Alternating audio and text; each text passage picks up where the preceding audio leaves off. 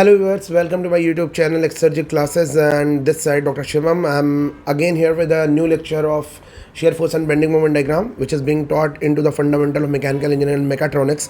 So if you are the student of AKTU Uttar Pradesh first year, so you can have my lectures, you can watch my videos. So today I'm here with the lecture number 5 of shear force and bending moment diagram.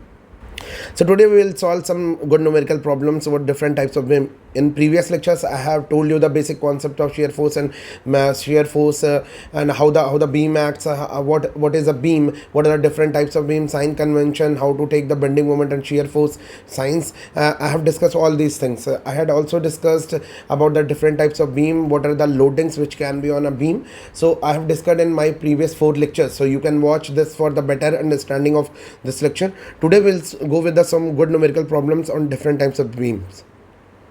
So let's take our first numerical problem. It's a cantilever beam problem. You can directly see over here. It's a cantilever beam problem. A cantilever beam is given over here. A and B is the cantilever beam, which has the loading. इस पर load लगा हुआ है आपका. Different type of UDL लगे हुए हैं. Different type of UDL लगा हुआ है, मीन्स उसकी इंटेंसिटी वेरी कर रही है. आप अगर देखेंगे लेफ्ट वर्ड की तरफ से तो एक यूडीएल हमें लगा है जिसकी वेरिएशन है इंटेंसिटी का 6 kilo newton per metre, and second UDL जो हमारे पास लगा हुआ है वो लगा हुआ है डी से बी के बीच में, जिसकी इंटेंसिटी है 3 kilo newton per metre. The length of the beam is in total it is 6 metre, and we have different points. हमारे पास अलग अलग पॉइंट्स हैं. पॉइंट सी पर एक 10 किलो न्यूटन का एक पॉइंट लोड लगा हुआ है which is acting downward. Then point D से हमारी इंटेंसिटी वेरी कर रही है बी पॉइंट तक विच is 3 kilo newton per metre. सो आज हम अभी इसकी प्रॉब्लम को सॉल्व करेंगे, इस प्रॉब्लम को. उसके बाद हम आगे देखेंगे कि how to draw the shear force and bending moment for this beam. So before I draw the shear force and bending moment diagram, सबसे पहले मुझे ये कैलकुलेट करना होगा कि अलग अलग बीम के अलग अलग पॉइंट पर क्या शेयर फोर्स और बेंडिंग मोमेंट है. तो इसके लिए मैं इक्वेशंस लिखूंगा. तो चूंकि एक आपका यूडीएल है, मैं यहाँ पे एनालाइज करूँ. मैंने आपको प्रीवियस लेक्चर्स में बताया था कि जब भी आपके पास कैंटिलीवर बीम हो तो आप उसे राइट वर्ड की तरफ से एनालाइज करना शुरू करें या फ्री एंड की तरफ से एनालाइज करना शुरू करें. वहाँ पर मैं जो बीम की प्रॉब्लम मैंने ली थी वो कुछ इस तरीके से ली थी, तो मेरा फ्री एंड राइट वर्ड की तरफ पड़ रहा था.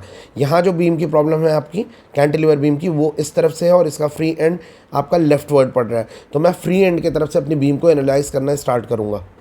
तो सबसे पहले मैं इक्वेशन लिखूंगा शेयर फोर्स की फॉर अ सेक्शन AC. चूँकि मैंने यहाँ पे x के टर्म में क्यों लिखना स्टार्ट किया, बिकॉज आपका ये एक यूडीएल है, वो वेरी कर रहा है. तो let's take a section x at a distance x from the free end. यहाँ से एक सेक्शन ले लेते हैं. क्या होगा सेक्शन के लिए, लोड क्या होगा. अगर आप देख रहे हैं फ्री एंड की तरफ से मेरे बीम को, सिंस ऑल द लोड्स जो भी फोर्सेस एक्ट कर रहे हैं वो डाउनवर्ड एक्ट कर रहे हैं. और मैंने आपको बताया है, अब आप किसी सेक्शन के लेफ़्ट पर अगर लोड अपवर्ड एक्ट करता है तो वो पॉजिटिव होता है, और अगर वो लेफ़्ट पर लोड डाउनवर्ड एक्ट करता है तो हम उसे निगेटिव कंसीडर करते हैं. तो यहाँ पर जो हमारा शेयर फोर्स की इक्वेशन बनेगी AC सेक्शन के लिए, दैट विल बी -6x. ठीक है. तो if my x is equal to 0, अगर मेरा x 0 है तो shear force will be equal to 0.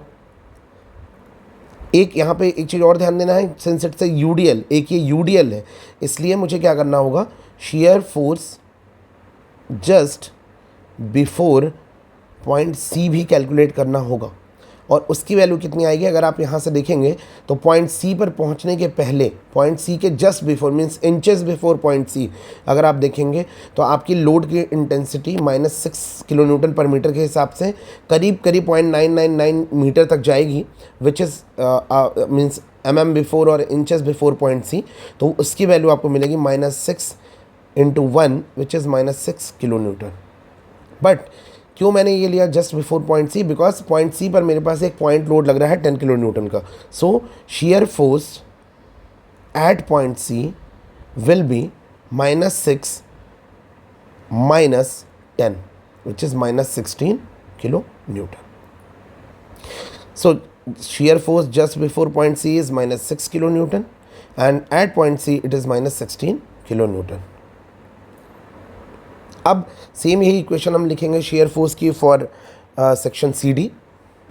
अब मेरा x मैं कहाँ कंसिडर करूँगा, ये मेरी बीम थी A B let's say this is C, यहाँ पर 10 किलो न्यूटन एक्ट कर रहा है, दिस इज पॉइंट डी, यहाँ तक intensity is 6 kilo newton per metre. अब मुझे सी और डी के बीच में कंसीडर करना है, तो let's take my section over here X X, और ये एक्स अब मेरा यहाँ से यहाँ तक होगा, फ्री एंड से मैं अपना सेक्शन ले रहा हूँ। तो क्या होगी बेंडिंग मोमेंट की, it will be -6x minus 10. Shear force for section CD will be -6 minus 10. ये इसकी इक्वेशन बनेगी। No if I keep my X value is equal to 1, X is equal to 1 अगर मैं रख दूँ, if I keep my X value as 1, तो क्या मिलेगा मुझे, शेयर फोर्स एट सी मिलेगा, विच इज़ एक तरीके से क्रॉस चेक भी हो जाएगा, -6 क्रॉस 1 -10 -16। तो अगर आप यहाँ पर देखें मैंने पॉइंट सी पर कितना कैलकुलेट किया हुआ, -16, तो हमारा इक्वेशन बिल्कुल करेक्ट बन रहा है। अगर मैं x की वैल्यू को 4 पुट कर दूँ, बिकॉज 3 मीटर है ये 1 मीटर है और ये 3 मीटर है, तो अगर मैं 4 पुट कर दूँ मुझे शेयर फोर्स की वैल्यू पॉइंट डी पर मिल जाएगी। तो this will be -6 cross 4 -10 which will give you -34 kilo newton. तो shear force at point D is -34 kilo newton. ये मेरा shear force for section A to D में मुझे मिल गया। ए पर मुझे पता चल गया 0, सी पर मुझे पता चल गया जस्ट बिफोर सी 6 है, सी पर मुझे पता चला -10 यानी वो -16 हो गया, और डी पर मुझे पता चल गया -34 kilo newton. Let's write the equation for shear force for D B section. तो डी बी सेक्शन के लिए मैं यहाँ पर लूँगा कहीं अपने x की वैल्यू को, कहीं इस जगह पर लूँगा, और फ्री एंड से अब डिस्टेंस मेरी ये x हो जाएगी। तो मैं सेक्शन लिखता हूँ, सेक्शन के लिए मैं लिखता हूँ डी बी सेक्शन के लिए, तो मेरा शेयर फोर्स की वैल्यू मैंने पॉइंट डी तक ऑलरेडी कैलकुलेट कर रखी है। तो दिस इज़, मैं ऐसा लिख सकता हूँ -6 cross 4, because span length before point D वो 4 मीटर की थी, तो -6 क्रॉस 4 -10 किलो न्यूटन का एक डाउनवर्ड फोर्स लग रहा था, वही -34 के इक्वल आएगा। And minus, since I have taken my x from free and, अब मैंने अपना एक्स कहीं यहाँ डी और बी के बीच में लिया हुआ है, इसलिए अब इंटेंसिटी मैं क्या लिखूँगा, -3 किलो न्यूटन की इंटेंसिटी है, और कितनी स्पैन लेंथ में वर्क कर रहा है, x -4, बिकॉज 4 मीटर तो आपकी लेफ्ट पे पड़ रही है इस तरफ, ये 4 मीटर है, और आपने x यहाँ तक कंसीडर किया है फ्री एंड से, तो आपकी ये डिस्टेंस कितनी हो जाएगी, x -4, और इसकी इंटेंसिटी कितनी है, 3 kilo newton. So this will be your shear force equation for section D B. तो आप क्रॉस चेक भी कर लीजिए, अगर shear force at D is to be calculated then x value should be 4, so this will be -34 -3 into 4 - 4, which will make it to be 0 this term, so it will be -34 kilo newton. तो आप cross check कर सकते हैं, जो मैंने पहले problem अभी solve की थी सेक्शन सी डी के लिए, यहाँ मेरी वैल्यू -34 आई थी 4 किलो न्यूटन के लिए, सॉरी x = 4 पर आप देख सकते हैं।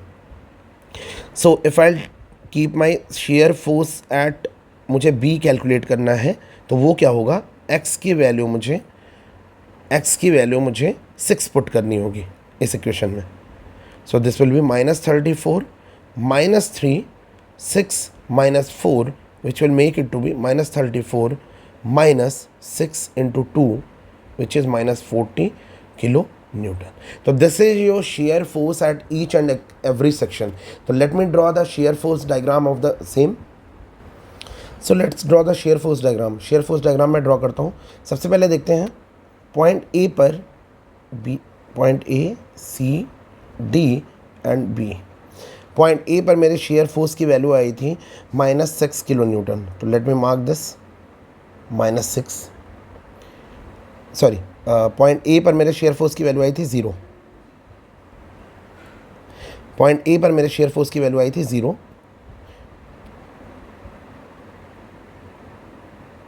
यस, पॉइंट ए पर मेरे शेयर फोर्स की वैल्यू थी 0। पॉइंट बी पर मेरे शेयर फोर्स की वैल्यू थी -6 इनिशियली। पॉइंट सी पर मेरे शेयर फोर्स की वैल्यू आई थी just before point see it was -6 kilo newton. तो देखिए ये एक यूडीएल है। अगर आप यूडीएल देखेंगे तो मैंने यूडीएल के बारे में आपको बताया है कि हम उसे एक इंक्लाइंड लाइन से कनेक्ट करेंगे। तो लेट मी कनेक्ट दिस। अब आप देखो पॉइंट सी के जस्ट बिफोर मैंने 6 किलो न्यूटन कैलकुलेट किया था और मैंने एट पॉइंट सी जो कैलकुलेट किया था वो आया था -16 kilo Newton, because -10 kilo newton का एक लोड यहाँ पे पॉइंट लोड लगा हुआ है विच इज़ एक्टिंग डाउनवर्ड, तो it will further take it to downward, तो ये इसे नीचे ले जाएगा। आपको एक सडन राइज या सडन जंप मिलता है जब भी कोई एक पॉइंट लोड किसी पॉइंट पर एक्ट करता है, तो इसकी वैल्यू हो जाएगी, it's value will be -16 kilo newton. तो this is the value -16 kilo newton. Later point D पर हमने वैल्यू कैलकुलेट की थी, that was -34। Further you can see ये भी हमारा एक यूडीएल ही चल रहा है। जब यूडीएल होगा तो शेयर फोर्स में इंक्लाइंड लाइन बनती है, वो इंक्लाइंड लाइन मैंने बता दी। इसकी वैल्यू आपकी होगी -34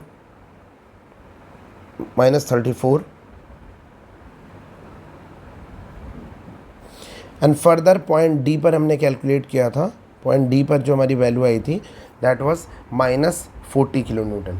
तो फर्दर विल एक्सटेंड दिस, और मैं एक्सटेंड करके इसे मैच कर दूंगा इस पॉइंट से जहाँ पर मेरी वैल्यू 40 आ रही थी, -40 आ रही थी।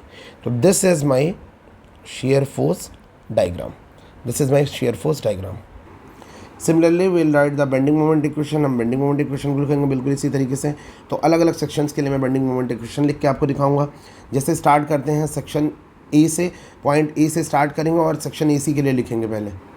तो देखिए मैं लेफ़्ट वर्ड से स्टार्ट करूँगा, अपने बीम को लेफ़्ट से देख रहा हूँ, यानी फ्री एंड से देख रहा हूँ। जब मैं फ्री एंड से देखूँगा, ये आपकी कैंटिलीवर बीम है, तो ये मेरे लेफ़्ट वर्ड पड़ रहा है। तो जब भी मैं लेफ़्ट वर्ड से अगर देखूँ तो जो मेरा क्लॉकवाइज मूवमेंट होगा उसको मैं पॉजिटिव कंसीडर करूँगा, और जितने भी एंटी क्लॉकवाइज मूवमेंट आएंगे उनको मैं निगेटिव कंसीडर करूँगा। तो let's take a section at a distance x, और उस सेक्शन को हम एक्स बोलते हैं, उस सेक्शन को हम कंसीडर करते हैं। तो अगर मैं बेंडिंग मोमेंट की इक्वेशन लिखूं इसके लिए, तो it will be bending moment for section A C, if I write it will be -6 into X, और सिंस इट्स ए यूडीएल, तो UDL acts from it middle, तो वो x/2 के डिस्टेंस से एक्ट करेगा और उसे रोटेट करने की कोशिश करेगा। तो this will be -6x into x/2। तो if I take my x equal to 0, अगर मैं x को 0 कंसिडर करूँ, my bending moment will be equal to 0। और अगर मैं बेंडिंग मोमेंट को अगर मैं x को 1 कंसीडर करूं, तो bending moment at section C आएगा, जिसकी वैल्यू होगी -6 into 1 into 1/2, and this will give me -3 kilo newton metre. This was my bending moment for section AC.